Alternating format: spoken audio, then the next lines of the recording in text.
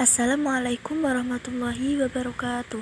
Perkenalkan, nama saya Jawharatun Nurul Faizah, kelas 10-3, nomor 9. Di sini saya akan menjelaskan sedikit tentang Syu'abul Iman. Di sini terdapat peta konsep memahami Syu'abul Iman. Terdapat 3, yaitu A. Pengertian Syu'abul Iman, B. Macam-macam Syu'abul Iman, C. Hikmah dan manfaat Syu'abul Iman. Macam-macam Syu'abul Iman terdiri dari 3, yaitu 1.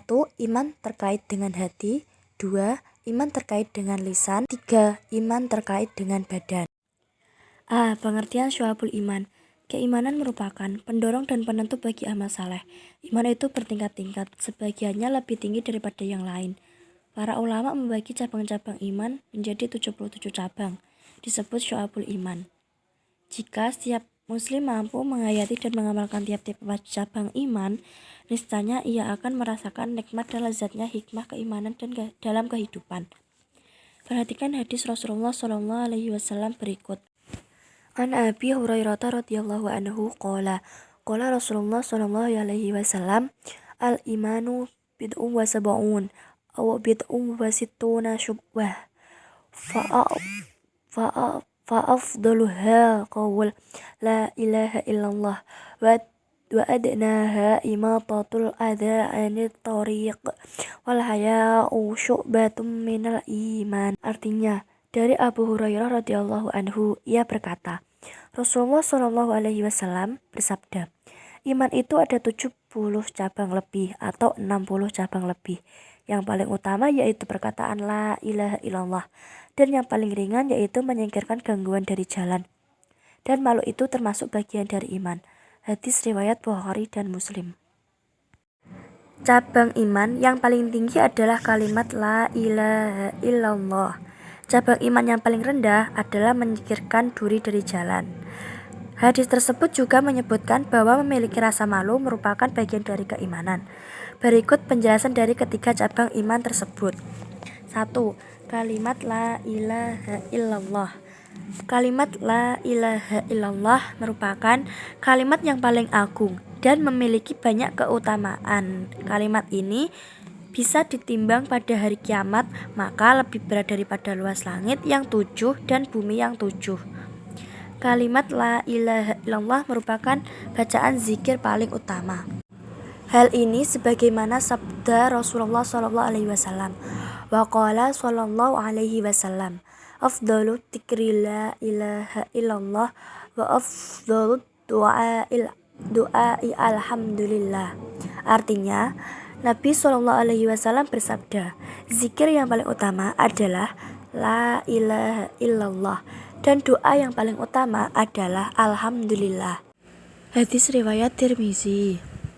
2. Menyingkirkan gangguan dari jalan. Menyingkirkan duri dari jalan merupakan cabang keimanan yang paling rendah. Rasulullah SAW memberikan wasiat kepada kaum muslimin dengan cabang iman yang terendah ini sebagai isyarat bahwa hal yang berkedudukan rendah bisa memiliki nilai yang besar. Terkadang di antara manusia ada yang menganggap remeh amalan-amalan yang kecil. Padahal banyak amalan yang menurut kita remeh, tapi di sisi Allah memiliki pahala yang sangat besar. 3. Malu sebagian dari iman. Malu adalah perasaan di hati seseorang ketika ia takut dicela karena ketahuan aibnya. Malu merupakan bentuk ketidaksukaan jiwa kita dari perbuatan yang buruk. Ketika kita tidak suka orang lain tahu bahwa kita melakukan sesuatu yang sifatnya buruk, itu berarti kita punya rasa malu. Sifat malu merupakan bagian dari cabang keimanan. Apabila seseorang kehilangan rasa malu, maka menyebabkan hilangnya salah satu cabang keimanan. Apabila salah satu cabang imannya hilang, maka mengakibatkan imannya menjadi tidak sempurna. B. Macam-macam syu'abul iman. Para ulama menjelaskan bahwa dimensi dari keimanan itu menyangkut 3 ranah, yaitu 1. Ma'rifatun bil qalbi atau meyakini dengan hati, 2. Iqrarun bil lisan atau diucapkan dengan lisan, dan 3. Amalun bil arkan atau mengamalkannya dengan perbuatan anggota badan. Yang pertama, amal yang terkait dengan hati.